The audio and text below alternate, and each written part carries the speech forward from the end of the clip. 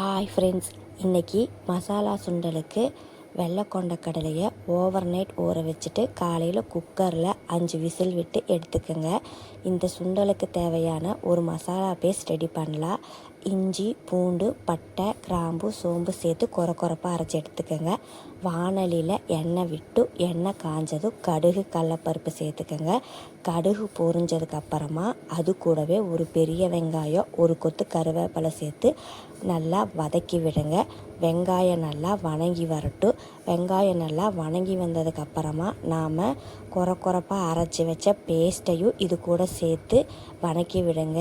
இதற்கு இஞ்சி பூண்டு கொரப்பாக அரைச்சிக்கோங்க. பேஸ்ட்டாக அரைக்காதீங்க. கொரப்பாக அரைச்சிங்கன்னா நல்லாயிருக்கும். அந்த பேஸ்ட்டையும் எண்ணெயில் சேர்த்து நல்லா வதக்கி விடுங்க.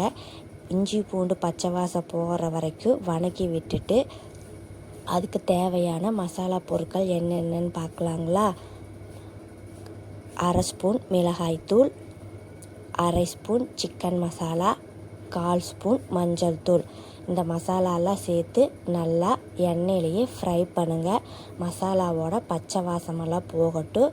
இதுக்கு தேவையான உப்பு நான் இன்றைக்கி 1/2 ஸ்பூன் உப்பு எடுத்துருக்கிறேன். கொண்டக்கடலையிலேயே கொஞ்சம் உப்பு சேர்த்து நான் வேக வச்சுருக்கிறேன். அதனால் 1/2 ஸ்பூன் சால்ட் எடுத்திருக்கேன். நான் இன்றைக்கி ஒரு ஸ்பூன் தேங்காய் துருவல் எடுத்திருக்கேன். நீங்கள் தேங்காய் துருவல் வேண்டாட்டி அதை ஸ்கிப் பண்ணிக்கலாம். தேங்காய் துருவலும் சேர்த்து நல்லா வதக்கிட்டு நாம் வேக வச்ச கொண்டக்கடலையும் இது கூட சேர்த்திக்கலாம். கொண்டக்கடலையை சேர்த்திட்டு நல்லா வதக்கி விடுங்க. எல்லாத்துக்கும் கூட கலந்து வந்ததுக்கப்புறமா கொத்தமல்லி தூவி இறக்குனீங்கன்னா டேஸ்ட்டான மசாலா சுண்டல் ரெடி ஆகிரும். இது கூடவே ஒரு லஞ்ச் பாக்ஸ் ரெசிபியும் பார்க்கலாங்களா. நமக்கு தேவையான அளவு சுண்டலை தனியாக எடுத்து வச்சுட்டு வாணலிலேயே கொஞ்சம் கொண்டக்கடலை மசாலாவை வச்சுக்கோங்க. லஞ்ச் பாக்ஸுக்கு தேவையான சாப்பாட்டை ஒரு பிளேட்டில் போட்டு ஆற வச்சுக்கோங்க. சாதம் ஆறுனதுக்கப்புறமா நாம் சுண்டல் கூட இந்த சாதத்தையும் சேர்த்து நல்லா கலந்து விடுங்க. இது கூட ஒரு ஸ்பூன் நெய் தாராளமாக விட்டுட்டு சாதத்துக்கு தேவையான உப்பு பார்த்துட்டு போட்டுக்கோங்க. நல்லா சேர்ந்து கலந்து விடுங்க. நான் இந்த சமயத்தில் கேஸை ஆஃப் பண்ணிவிட்டேன். நீங்கள் வேணால் சிம்மில் கூட வச்சுக்கலாம். இதெல்லாம் சேர்த்து நல்லா ஃப்ரை பண்ணிவிட்டு தேவைப்பட்டால் கரம் மசாலா கொஞ்சம் சேர்த்துக்கோங்க.